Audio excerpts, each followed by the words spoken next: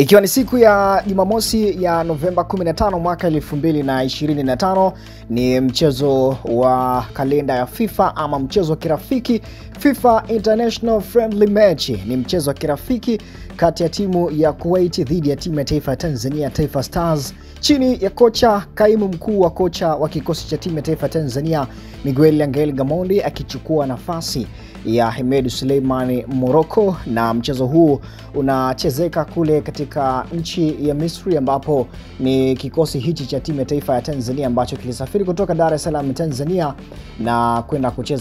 kwenda kule nchini Misri kwa ajili ya kucheza mchezo wake wa kirafiki wa kwenye kalenda ya FIFA dhidi ya timu ya Kuwait. Na mchezo huo unapigia katika dimba la Al-Salam kule nchini Misri, lakini dakika 45 za kipindi cha kwanza ni bahati imeendea kwa timu ya taifa ya Tanzania, ni Taifa Stars, kwa mchezaji Charles Mbombo. Mnamo dakika 29 anaiongoza ama anaiandikia Taifa Stars goli la mapema kabisa katika dakika 45 za kipindi cha kwanza. Kumbuka kwamba ni mchezo wa kirafiki wa FIFA International Friendly Match, na katika mchezo huu leo kikosi cha timu ya taifa ya Tanzania chini ya mwalimu Miguel Angel Gamondi ameweza kufanya mabadiliko machache na kuweza kuongeza baadhi ya nyota ambao pia waliweza kutokuhusishwa katika michezo iliyowahi kupitwa hapo siku za nyuma chini ya kocha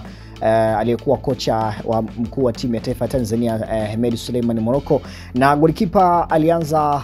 Yakubu Suleiman, lakini pia Shumari Kapombe, Mohamed Hussein na Dickson Job pamoja na Bakari Nono Mamnyeto, lakini pia akaanza pia Alphonse Mabula. Katika upande pia wa viungo yuko Novatus Dismas, Abdul Suleiman Sopo, Charles Mbombo ambaye ameiandikia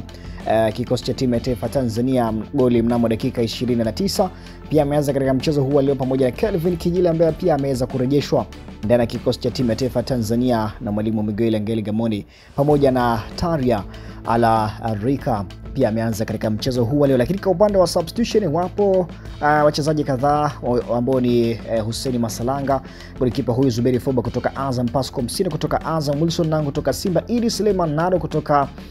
Azam FC, Kelvin Nation Mafta kutoka Pamba Jiji, Khalidi Habibu, Morris Abraham kutoka Simba, Selemani Mwalimu Gomez kutoka Simba na Paul Peter. Wote hawa ni kutoka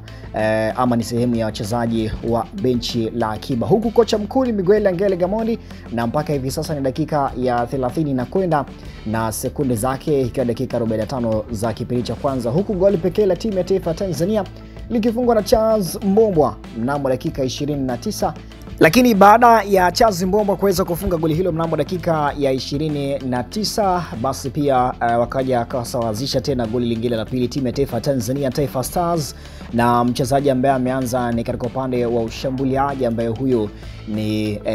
Tarin Alarakahia ambaye ameweza kuiandikia timu ya taifa Tanzania goli mnamo dakika 37, na hivyo Taifa Stars kuongoza katika kipindi cha dakika 45 za kipindi cha kwanza mapema kabisa. Je, nini ambacho kitajiri mchezo huu leo? Basi mimi nikusiendelea kubaki hapa ndani ya Niako TV.